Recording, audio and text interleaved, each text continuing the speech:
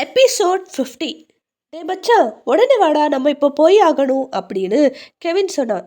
ஏண்டா, நம்ம எங்கே போகிறோம்? டேய், இப்போ டைம் 1:30 ஆகுது, நடு ராத்திரிடா அப்படின்னு நான் சொன்னேன்.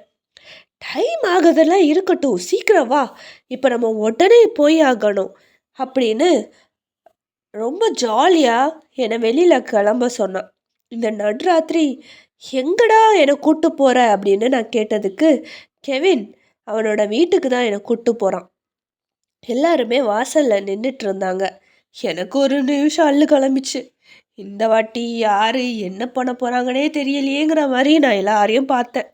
எனக்கு அன்னைக்கு நடந்ததெல்லாம் ஞாபகம் வர நான் கொஞ்சம் பயந்துட்டே இருந்தேன். டேய், அன்னைக்கு நடந்த மாதிரி எதுவும் நடக்காது வா அப்படின்னு சொல்லி என்னை இழுத்துக்கிட்டு போனான். உடனே அம்மா வழக்கம் போல் அங்கேயே நில்லுங்க அப்படின்னு சொல்ல, நான் ஒன்றும் புரியாமல் அவனை திரும்பி பார்த்து, ஏண்டா அன்னைக்கு நடந்த மாதிரியே நடக்குதுடா அப்படின்னு சொல்ல, சும்மா இருடா அப்படின்னு கெவின் சொன்னான்.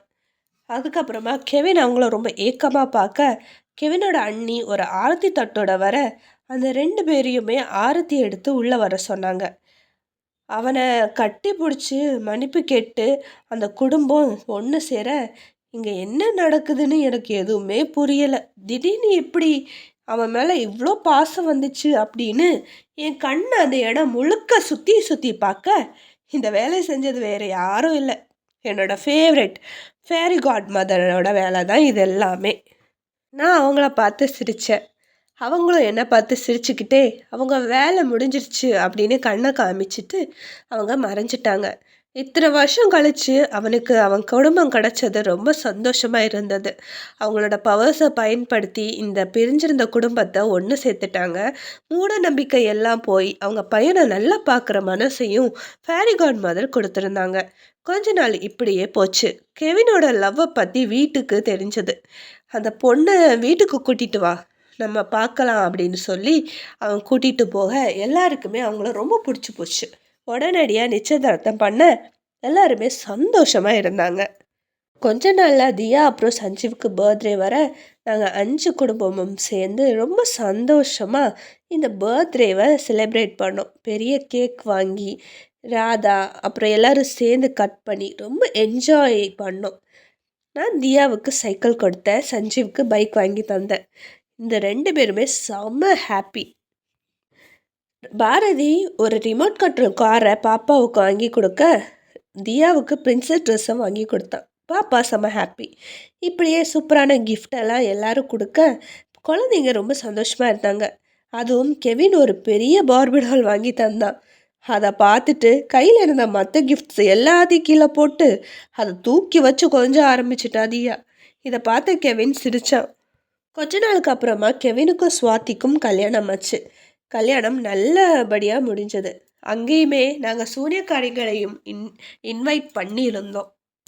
ஃபுல்லாக ஆட்டம் பாட்டம் கொண்டாட்டான பல கலாட்டாவோட இந்த கல்யாணம் முடிஞ்சது. அதுக்கப்புறமா நாங்கள் எல்லோரும் சேர்ந்து ஒரு டூர் போனோம். ரொம்ப ஜாலியாக இருந்தது. தியா பாப்பாவுக்கு பாரதி ஐஸ்கிரீம் வாங்கி தர, ஸ்ரீ சும்மா விளையாட்டுக்கு இது ஏன் ஹஸ்பண்ட் எனக்கு வாங்கி தந்தது உனக்கு இல்லை அப்படின்னு சொல்லி பிடுங்கினாங்க. உடனே தியா ரொம்ப கோபமாக அவங்கள அடிச்சிட்டா. என்ன தியா அப்படின்னு கேட்டு ராதா பாப்பாவை அடிச்சிட்டா. அதுக்கப்புறம் ஸ்ரீ, ஹே ராதா, நீ என்ன பண்ணிட்டு இருக்க? குழந்தைய அடிக்கிற? அவள் சின்ன குழந்த, விளையாட்டுக்கு தானே பண்ணினா, அதெல்லாம் ஒன்றும் இல்லை, அவளை அடிக்காத அப்படின்னு சொல்லி பாப்பாவை கட்டி பிடிச்சிக்கிட்டா.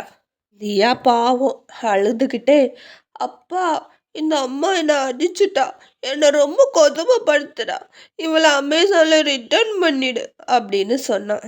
உடனே அதெல்லாம் மாற்ற முடியாதுடா செல்லும் அப்படின்னு கெவின் சொன்னான். நீ பேசாத மாமா, சும்மா ஓவரா பேசிகிட்டு இருக்க, உனக்கு அவள் கிடச்சிட்டால அதுதான் இப்படி பேசுகிற, உனக்கும் நாளைக்கு பாப்பா பிறக்கும்போ அதுவும் இதை தான் சொல்லும் அப்படின்னு சொன்னான்.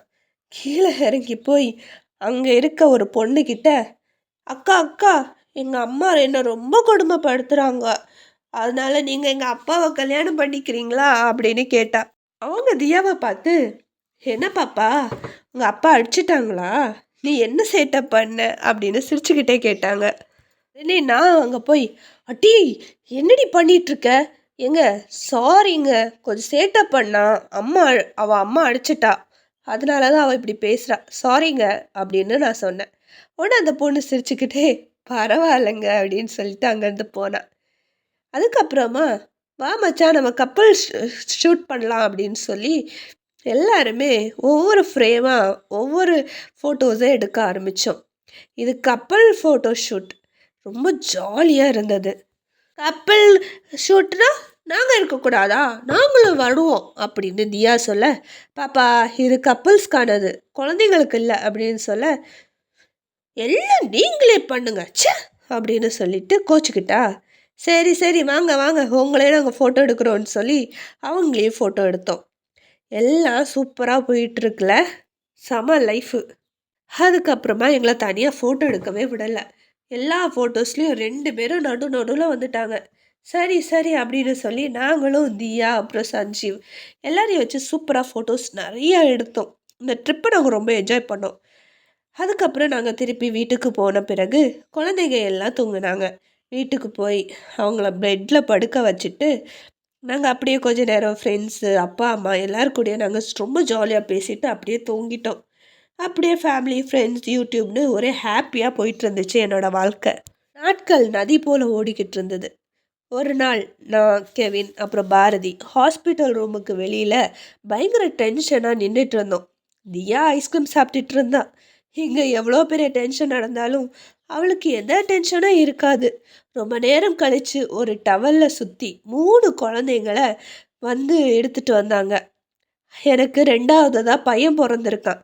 பாரதிக்கு 2வதாக பொண்ணு பிறந்திருக்கா. கெவினுக்கு முதல் குழந்தையா பெண் குழந்தை பிறந்திருக்கா.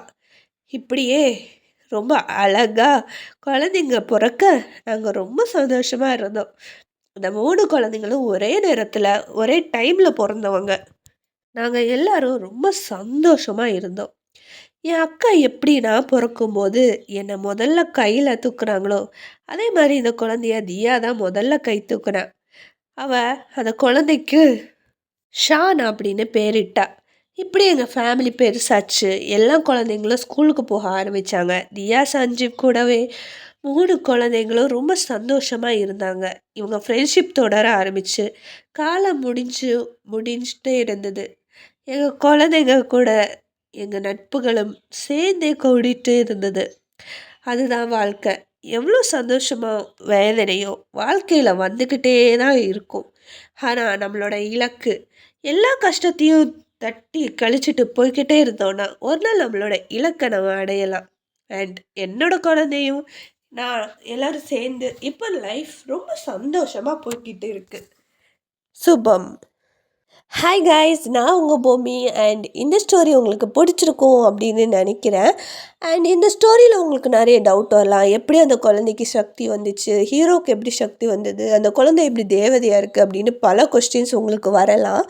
ஸோ இது எல்லாத்துக்குமே ஆன்சர் சொல்கிற மாதிரி பார்ட் 2 வரப்போகுது. ஸோ பார்ட் 2ல் வந்துட்டு உங்களோட எல்லா டவுட்ஸுமே கிளியர் ஆகும். And thank you so much for all your supports. உறவேக்கு நீங்கள் கொடுத்த எல்லா சப்போர்ட்ஸ்க்கும் ரொம்ப தேங்க்யூ. இனி அடுத்து வர ஸ்டோரிக்கும் நீங்கள் எனக்கு சப்போர்ட் பண்ணுவீங்க நம்புகிறேன். அடுத்த ஸ்டோரியில் மீட் பண்ணுறேன். அப்டில் சைனிங் ஆஃப் பூமி. பாய் பாய் அண்ட் தேங்க்ஸ் ஃபார் வாட்சிங்.